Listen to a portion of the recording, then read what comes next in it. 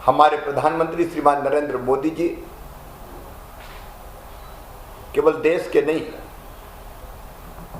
दुनिया के सबसे लोकप्रिय नेता है, विजनरी लीडर हैं और एक वैभवशाली, गौरवशाली, संपन्न, समृद्ध भारत के निर्माण के भगीरथ प्रयत्न में लगे हुए हैं और उनके नेतृत्व में देश हमारा लगातार आगे बढ़ रहा है। हम देख रहे हैं कि लगभग 2 साल से हमारा देश कोरोना की चुनौती से जूझ रहा है। हम सब तीसरी लहर के मुकाबले के लिए भी तैयार हैं। सावधानियों सहित आवश्यक तैयारी कर रहे हैं, लेकिन प्रधानमंत्री नरेंद्र मोदी जी आपदा को अवसर में बदलना जानते हैं और इसलिए कोविड के संकट के दौरान ही उन्होंने एक मंत्र हमें दिया, आत्मनिर्भर भारत का मंत्र। जैसे ही प्रधानमंत्री जी ने आत्मनिर्भर भारत का संकल्प लिया, वैसे ही मध्य प्रदेश ने यह तय किया, आत्मनिर्भर भारत के लिए आत्मनिर्भर मध्य प्रदेश। हमने रोड मैप तैयार किया उसका, क्योंकि देश को अगर आत्मनिर्भर बनाना है तो राज्यों को आत्मनिर्भर होना पड़ेगा और उसके 4 प्रमुख हमारे स्तंभ हैं। एक, इंफ्रास्ट्रक्चर, भौतिक अधोसंरचना, जिसका जिक्र अभी हो रहा था, चाहे वो रोड कनेक्टिविटी का मामला हो, एयर कनेक्टिविटी का मामला हो। समुद्र तो मध्य प्रदेश की सीमाओं में है नहीं, लेकिन पहली चीज इंफ्रास्ट्रक्चर, भौतिक अधोसंरचना। दूसरी, गुड गवर्नेंस। तीसरा, हेल्थ और एजुकेशन। और चौथा, अर्थव्यवस्था और रोजगार। लेकिन जब हम अर्थव्यवस्था और रोजगार की बात करते हैं तो उसके लिए भी पहले 2 स्तंभ जिनकी मैंने चर्चा की,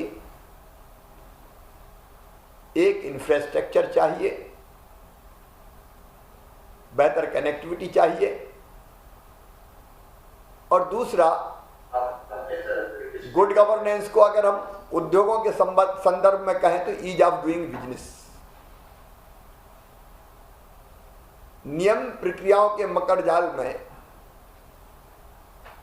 निवेशक न उलझे, उसको सिंगल विंडो कहिए, सिंगल टेबल कहिए,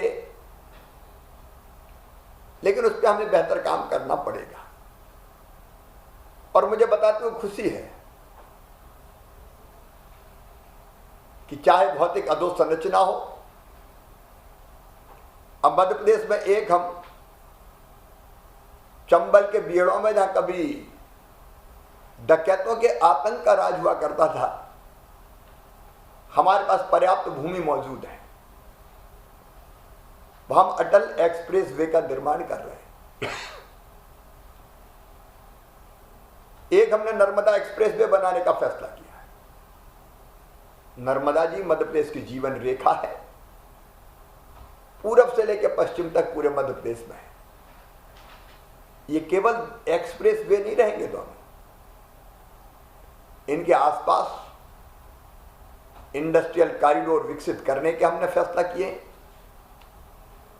इंडस्ट्रियल टाउनशिप खड़ी करने की हमने हम प्रयास कर रहे हैं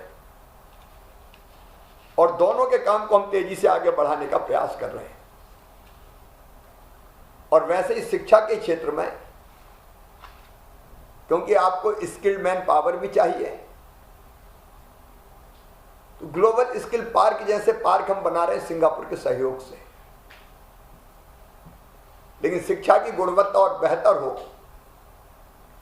ताकि जिनमें टैलेंट है वो अपनी प्रतिभा का प्रकटीकरण कर सकें। इसलिए सीएम राज जैसे स्कूल भी हमने प्रारंभ करने का फैसला किया है। मध्य प्रदेश अद्भुत राज्य है, यहाँ जल संपदा, यहाँ वन संपदा, यहाँ खनिज संपदा, जैव विविधता नहीं, अनेकों संपदाएं मध्य प्रदेश के पास है और हमारी कोशिश है कि हम इसका बेहतर दोहन करें। सरकार के दो प्रमुख लक्ष्य है।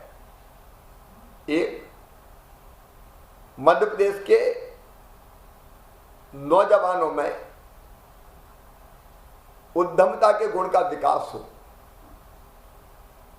वो रोजगार मांगने वाले नहीं, रोजगार देने वाले बने, और उसके हम लगातार प्रयास कर रहे हैं। युवा उद्यम क्रांति योजना हमने शुरू की है, जिसमें हमारे प्रदेश में अगर टैलेंट है तो सरकार के सहयोग से वो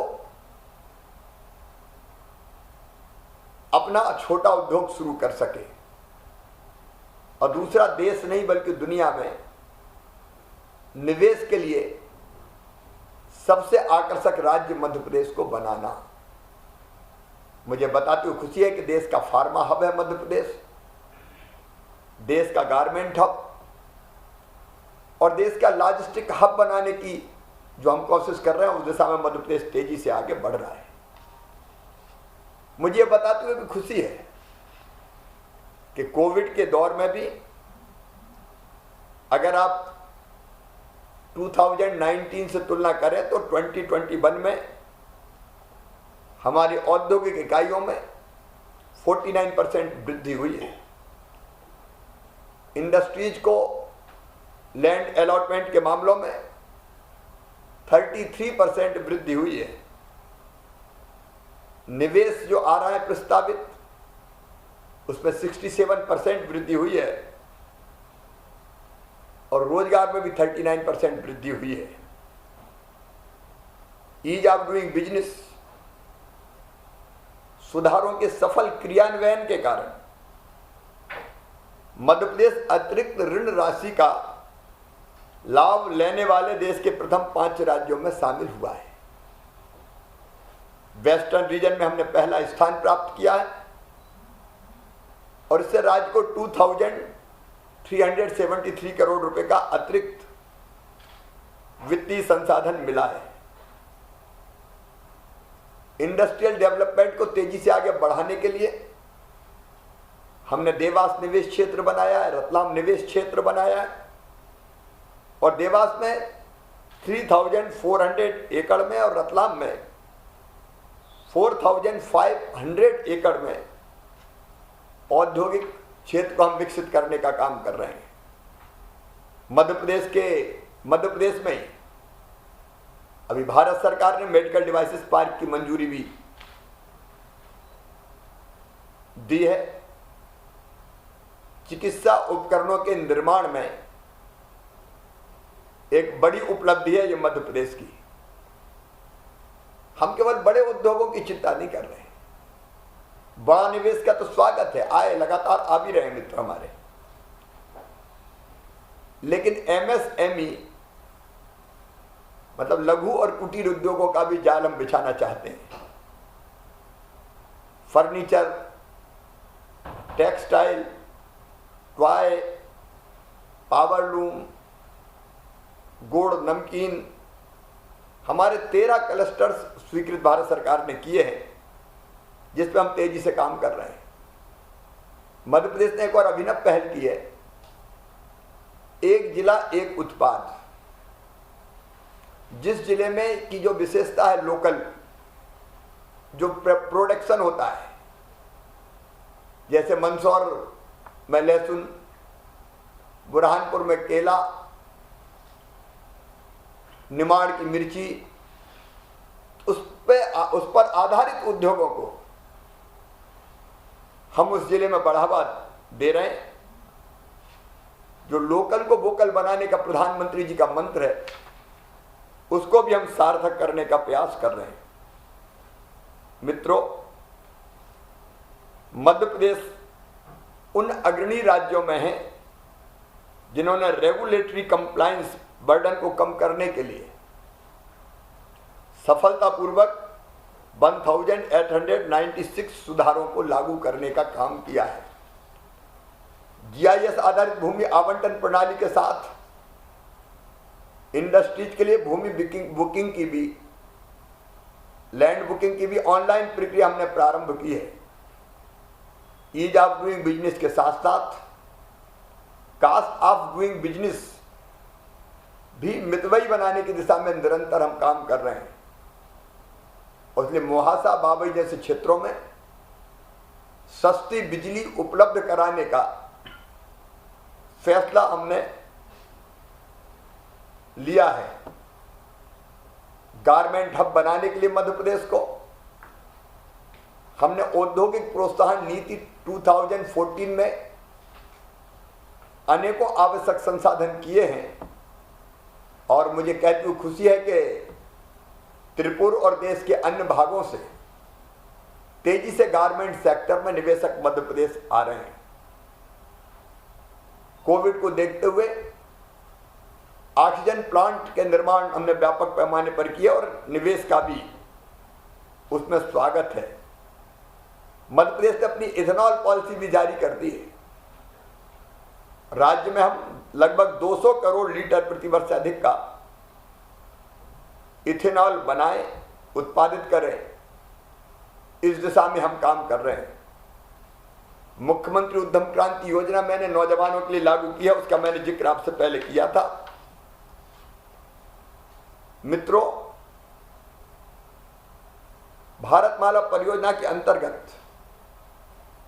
उसके फर्स्ट फेज में इंदौर और भोपाल में मल्टी मॉडल लॉजिस्टिक पार्क स्थापित करने का फैसला लिया गया है। Start your business in 30 days.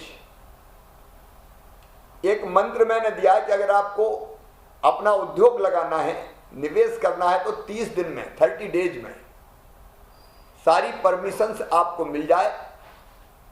और इसके लिए आवश्यक जो आपको अनुमतियां चाहिए, उसके लिए हमने समय सीमा तय कर दी है कि कौन सी सुविधा कितने दिन में आपको मिलेगी। और उसको public service delivery guarantee act से जोड़ के सुनिश्चित कर दिया कि कोई उसमें देर नहीं कर सकता। तो 30 दिन में अपना बिजनेस स्टार्ट कर सकें आप। उस दिशा में जो आवश्यक कदम थे वो हमने सारे उठाए हैं। नियम प्रक्रियाओं के मकर जाल में हम चक्कर लगाते ना रह जाएं, ये हमारी कोशिश है। मध्य प्रदेश में जैसा मैंने आपको बताया, निवेश के लिए पर्याप्त मात्रा में भूमि उपलब्ध है, सस्ती दरों पर उपलब्ध है। मध्य प्रदेश बिजली के क्षेत्र में सरप्लस उपलब्धता वाला प्रदेश है, उसकी कोई हमारे पास कमी नहीं है। मध्य प्रदेश में पानी है, मध्य प्रदेश में स्किल्ड मैन पावर है, मध्य प्रदेश में मैंडेज लॉस नहीं है।